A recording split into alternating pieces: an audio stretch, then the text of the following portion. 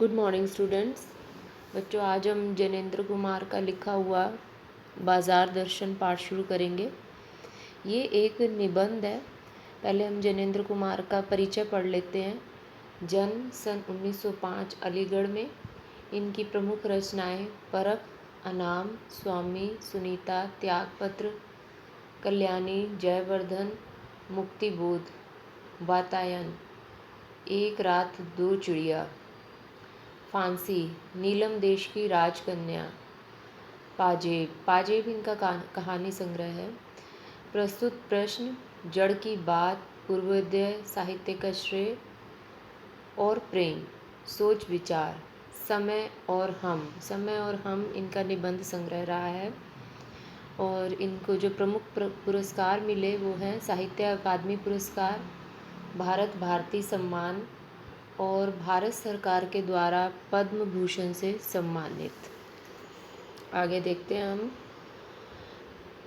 ये बाजार दर्शन पाठ, इसके विषय में जो जानकारी दी गई है, बाजार दर्शन जैनेन्द्र का एक महत्वपूर्ण निबंध है जिसमें गहरी वैचारिकता और साहित्य सुलभ लालित्य का दुर्लभ संयोग देखा जा सकता है।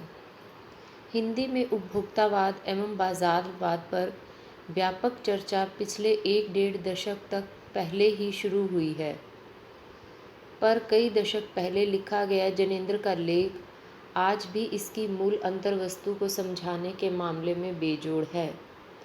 वे अपने परिचितों मित्रों से जुड़े अनुभव बताते हुए स्पष्ट करते हैं कि बाजार की जादुई ताकत कैसे हमें अपना गुलाम बना लेती है।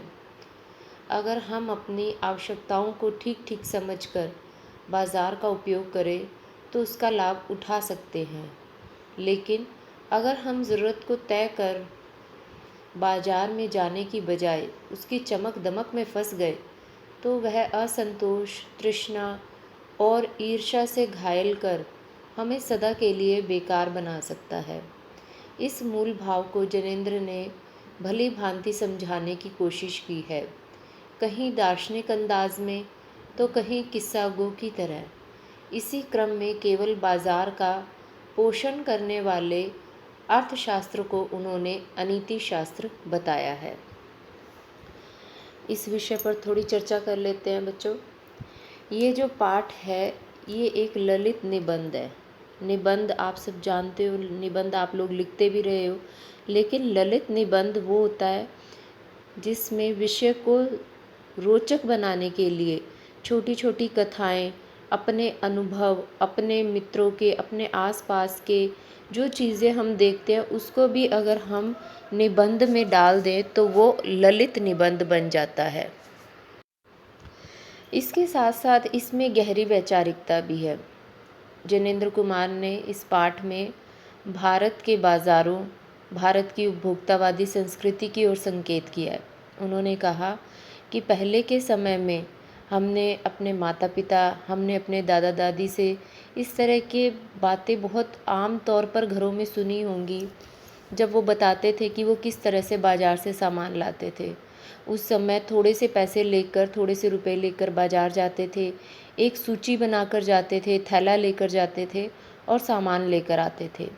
लेकिन इस बदलते युग ने बहुत सारी चीज़ें बदल दी। आज जब हम बाज़ार जाते हैं तो पहली बात, हम अगर लिस्ट बनाकर भी ले जाएं तो भी वहाँ जाकर बाज़ार में इतना आकर्षण है, बाज़ार में इतनी चीज़ें हमें साफ सामने टंगी हुई, पड़ी हुई दिखाई देती हैं कि हम जो सूची बनाकर लेकर जाते हैं उसके अलावा भी हम बहुत सारी चीज़ें खरीद लेते हैं। और यही बाज़ार के लोग चाहते भी हैं कि हम उस आकर्षण में खो जाएं, हमें समझ ही ना आए कि हमें क्या चीज़ लेनी है, क्या चीज़ छोड़नी है, और हम बेकार में बहुत सारी वस्तुएं लेकर घर आ जाते हैं। आपके साथ भी ऐसा बहुत बार हुआ होगा कि कई बार आप बाज़ार गए, वहाँ पर लेने तो आप कुछ गए थे लेकिन कुछ और आपको दिखाई दिया और आपका मन किया तो आपने वो चीज़ खरीद ली। अब यहाँ पर भी दो चीज़ें और हैं। हम बाज़ार गए, हम लेने कुछ और गए थे पर हमें वहाँ पर कुछ और भी सामान दिखाई दिया, हमारा मन किया कि हमें ये भी ख़रीद लेना चाहिए। तो यहाँ पर हमारी परचेजिंग पावर यानी हमारे पास कितना पैसा है खर्च करने के लिए, वो चीज़ एक अहम रोल अदा करती है। अगर हमारे पास परचेजिंग पावर ज़्यादा है तो हम आसानी से उस चीज़ को खरीद लेंगे जिसके लिए हमारा मन कह रहा है। लेकिन अब एक स्थिति दूसरी ये है कि हम बाज़ार जाते हैं, वहाँ पर हम बहुत सारी चीज़ें देखते हैं, उसमें से कुछ एक चीज़ हमारा ख़रीदने का भी मन करता है, पर क्योंकि हमारे पास परचेजिंग पावर नहीं है, हमारे पास उतने पैसे नहीं हैं, हमारा उतना बजट नहीं है, तो क्या होगा कि हम वो सामान खरीद तो नहीं पाएंगे, लेकिन मन में इच्छाएं रहेंगी कि काश मेरे पास पैसे होते तो मैं ये चीज़ खरीद लेता। अब इन दोनों अलग अलग स्थितियों में परचेजिंग पावर एक महत्वपूर्ण रोल निभा रहा है, लेकिन इसके साथ साथ एक चीज़ और जिसकी ओर जिनेंद्र कुमार ने इशारा किया, वो कहते हैं कि जब हमारे पास परचेजिंग पावर होती है तो भले ही हम सामान तो खरीद लेते हैं बाज़ार से ज़्यादा, लेकिन कई बार ऐसा होता है कि हम अनावश्यक वस्तुएं खरीद कर घर ले आते हैं, वो घर में पड़ी रहती हैं, उसका बहुत जल्दी जल्दी इस्तेमाल भी नहीं होता, और कई बार तो हम उसको रख कर भूल जाते हैं, और बरसों बाद या महीनों बाद जब हम कोई कुछ सामान वहाँ से निकालते हैं तो देखते हैं कि अरे ये चीज़ हम खरीद कर लाए थे और इसका हमने इस्तेमाल नहीं किया। तो ऐसे करते करते हम अपने घर में अनावश्यक चीज़ें भरते रहते हैं, और फिर कहीं ना कहीं बाद में हमें ये चीज़ें कोई सुख नहीं पहुंचाती हैं, वस्तुओं से कभी हमें सुख नहीं मिलता है। कहीं ना कहीं वो चीज़ें हमारे अंदर एक तरह से असंतोष ही उत्पन्न करती हैं, क्योंकि एक के बाद फिर दूसरी चीज़ खरीदने की इच्छा, दूसरी के बाद फिर तीसरी चीज़ खरीदने की इच्छा, तो हमारी इच्छाएं समाप्त नहीं होती, वो बढ़ती चली जाती हैं। अब दूसरी स्थिति में आते हैं जिसमें हम बाज़ार जाते हैं पर हमारे पास परचेजिंग पावर नहीं है, हम कुछ खरीद नहीं पा रहे हैं।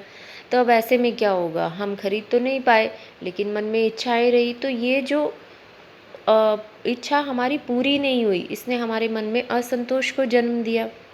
हमारे मन में कहीं ना कहीं ये बातें उभरना शुरू हो गई, काश हमने किसी ऐसे घर में जन्म लिया होता, या हमारी भी सारी इच्छाएं पूरी होती, हम भी कुछ ऐसा करते। और मन के अंदर ईर्ष्या के भाव जागने लगते हैं, हमें दूसरों से ईर्ष्या होती है। हम देखते हैं कि हमारे आस पड़ोस में हमारे मित्र दोस्त या हमारे रिश्तेदार उन सब चीज़ों का इस्तेमाल कर रहे हैं जो हमारी भी लेने की इच्छा है लेकिन हम ले नहीं पा रहे हैं, तो हमारे मन में ईर्ष्याएं जागती हैं। ऐसे में क्या होता है कि बहुत सारे लोग तो इसी ईर्ष्यावश और इसी असंतोष के कारण गलत रास्ता इख्तियार करते हैं। वो सोचते हैं कि पैसा कमाने का सबसे आसान तरीका क्या है, वो उन तरीक़ों पर चोरी और लूटपाट जैसी चीज़ों की ओर अग्रसर होने लगते हैं। उसके पीछे मूल में हमारे मन की असंतोष भावनाएं, हमारे मन की ईर्ष्याएं, हमारे मन की जो इच्छाएं पूरी नहीं हुई हैं उन्हें पूरा करने की चाह, वही मूल में रहती हैं। तो वो यहाँ पर जिनेंद्र कुमार बता रहे हैं कि किस तरह से आज बाज़ार के अंदर ये चीज़ें बहुत छोटी छोटी लगती है, लेकिन ये समाज में असंतोष की भावना भर देती हैं, समाज के अंदर एक तरह से परस्पर सद्भाव कम कर देती हैं। आपस में लोग एक दूसरे को दिखावा करते हैं, लोग एक दूसरे से जलते हैं, इस तरह की चीज़ें ये बाज़ार से निकल कर सामने आती हैं। वो कहते हैं कि पहले पुराने समय में एक तरह का टूथपेस्ट, एक तरह का पाउडर, एक तरह की क्रीम और चीज़ें घर में इस्तेमाल होती थी, लेकिन आज एडवर्टाइजमेंट ने यानी विज्ञापन ने इस संबंध में एक बहुत बड़ा रोल अदा किया है, और बाज़ार के अंदर आज चीज़ों को इस तरह से सजा कर रखा जाता है। जितने बड़े शॉपिंग मॉल हैं वहाँ पर यदि आप जाएं तो चीज़ों को ऐसे रखा जाता है, उन पर ऐसे ऑफ़र दिए जाते हैं। यदि हम कोई छोटा पाउडर लेने गए हैं लेकिन देखते हैं कि वहाँ बड़े पाउडर पर एक फ़ेस वॉश भी फ्री मिल रहा है, तो जाहिर सी बात है कि हर एक व्यक्ति वो बड़ा पाउडर उठाएगा। तो ऐसे में क्या हो रहा है कि घर के अंदर यदि हम परिवार में 4 लोग हैं तो हम 4 लोग हम अलग अलग तरह के टूथपेस्ट इस्तेमाल कर रहे हैं, अलग अलग तरह के फेस वॉश इस्तेमाल कर रहे हैं। तो ये जिनेंद्र कुमार कह रहे हैं कि ये हमारे पैसे को ख़राब करने जैसी स्थितियाँ चल रही हैं, हम अपने पैसे को व्यर्थ में बर्बाद करते हैं। उन्होंने इन बातों को छोटे छोटे उदाहरणों के माध्यम से, उन्होंने अपने जुड़े हुए अनुभव, उनके दोस्तों के अनुभव के माध्यम से अलग अलग स्थितियाँ बताई हैं। एक स्थिति वो जिसमें उनके दोस्त के पास परचेजिंग पावर ज़्यादा है, वो क्या कर रहा है, एक स्थिति वो जब उनके दोस्त के पास परचेजिंग पावर नहीं है, वो कैसे कर रहा है, और फिर अंत में एक स्थिति वो भी बताते हैं जिस व्यक्ति के पास परचेजिंग पावर है लेकिन वो अपने हिसाब से अपने विवेक से निर्णय लेकर, जैसा हम अभी ऊपर परिचय में भी पढ़ रहे थे कि जब हम ठीक तरह से तय करके जाते हैं कि हमें बाज़ार से क्या चाहिए, जब जाते हैं तो हम बाज़ार को वास्तविक लाभ पहुंचाते हैं, हम बाज़ार के साथ न्याय करते हैं और ख़ुद के साथ भी न्याय करते हैं। तो यहाँ पर उन्होंने अलग अलग उदाहरणों के माध्यम से इन चीज़ों को बताया है। तो आइए हम पाठ शुरू करते हैं। बाज़ार दर्शन। एक बार की बात कहता हूँ, मित्र बाज़ार गए तो थे कोई एक मामूली चीज़ लेने, पर लौटे तो एकदम बहुत से बंडल पास थे। मैंने कहा, यह क्या? बोले, यह जो साथ थी। उनका आशय था कि यह पत्नी की महिमा है। उस महिमा का मैं कायल हूँ। आदिकाल से इस विषय में पति से पत्नी की प्रमुखता ही प्रमाणित है, और यह व्यक्तित्व का प्रश्न नहीं, स्त्रीत्व का प्रश्न है। स्त्री माया न जोड़े तो क्या मैं जोड़ूं? फिर भी सच सच है, और वह यह है कि इस बात में पत्नी की ओट ली जाती है। मूल में एक और तत्व की महिमा सविशेष है। वह तत्व है मनी बैग, अर्थात पैसे की गर्मी या एनर्जी। पैसा पावर है, पर उसके सबूत में आसपास माल टाल न जमा हो तो क्या वह खाक पावर है? पैसे को देखने के लिए बैंक हिसाब देखिए, पर माल असबाब, मकान, कोठी तो अनदेखे भी दिखते हैं। पैसे की उस परचेजिंग पावर के प्रयोग में ही पावर का रस है। लेकिन नहीं, लोग संयमी भी होते हैं। वे फिजूल सामान को फिजूल समझते हैं।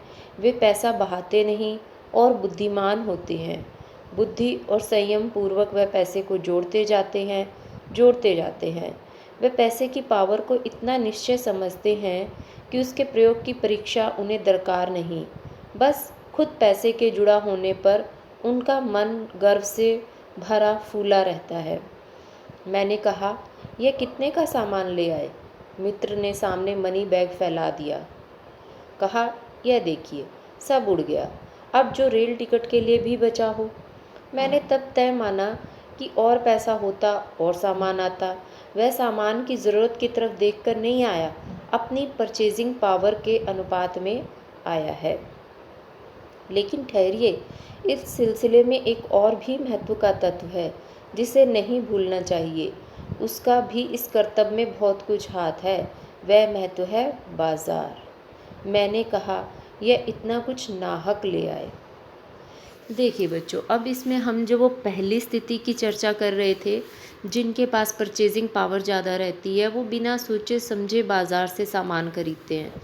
अब जब लेखक ने इस निबंध को शुरू किया है, उन्होंने अपने जिस मित्र का उदाहरण दिया है वो इस पहली स्थिति पर फिट बैठता है।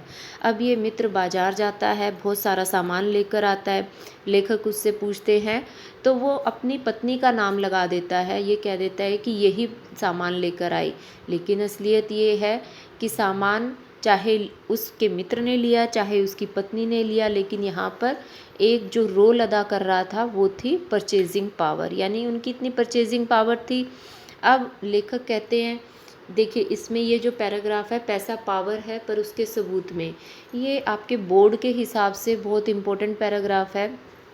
इसमें लेखक कह रहे हैं कि पैसा एक पावर है, एक शक्ति है। पैसा हमने समाज में बहुत बार देखा है। इस शक्ति, पैसा जब शक्ति के रूप में काम आता है, हमने बहुत बार देखा है।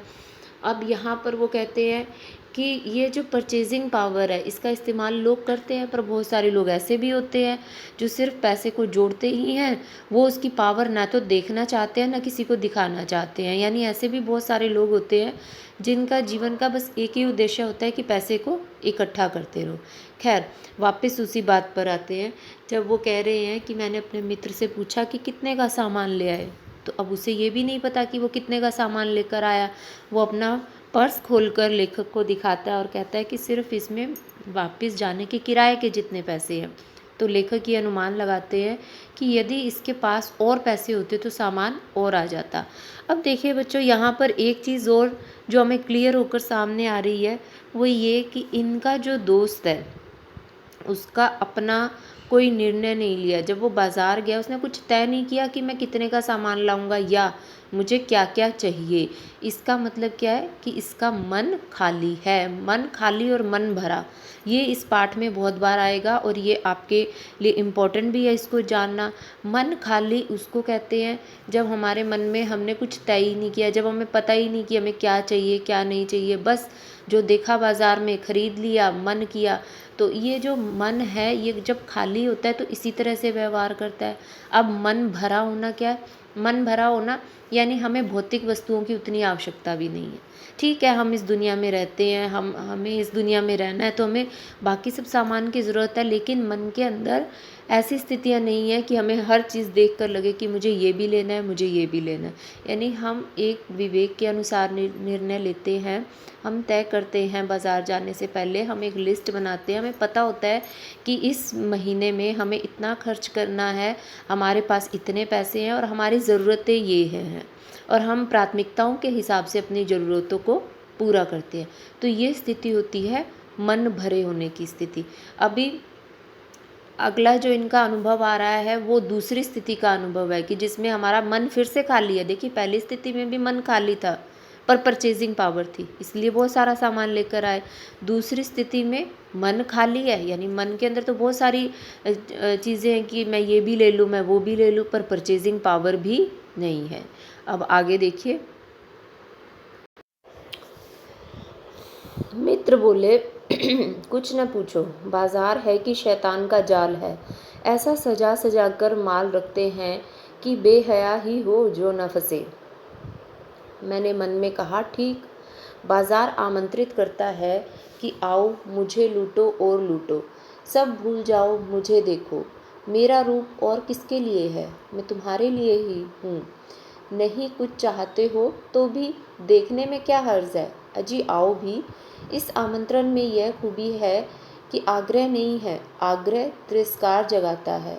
लेकिन ऊंचे बाजार का आमंत्रण मूक होता है, उससे चाह जगती है। चाह मतलब अभाव।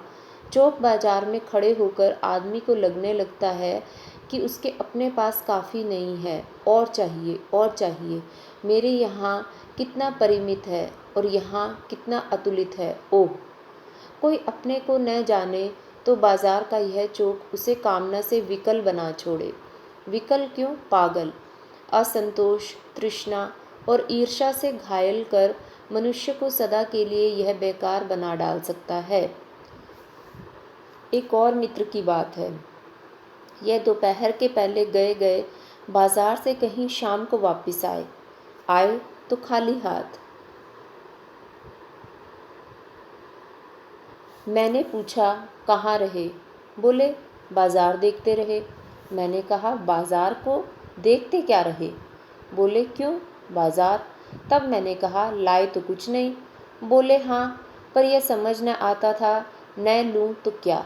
सभी कुछ तो लेने को जी होता था। कुछ लेने का मतलब था शेष सब कुछ को छोड़ देना, पर मैं कुछ भी नहीं छोड़ना चाहता था।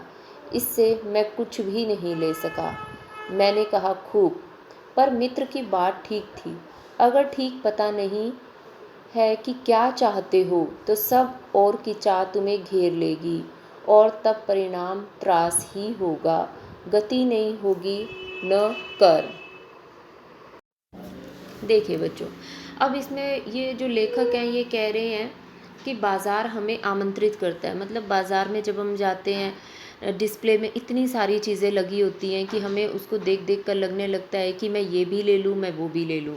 लेखक आगे कह रहे हैं कि जो बाज़ार ऊंचे होते हैं, यानी जितने बड़े शॉपिंग मॉल होते हैं, उनका तो आमंत्रण भी मूक होता है। हमें कोई कुछ कहता नहीं, आवाज़ नहीं लगाता, लेकिन उसको देख देख कर मन के अंदर एक तरह का चाह उत्पन्न होने लगती है। हमें खुद ही इच्छाएं होने लगती हैं कि हम ये भी ले लें, वो भी ले लें।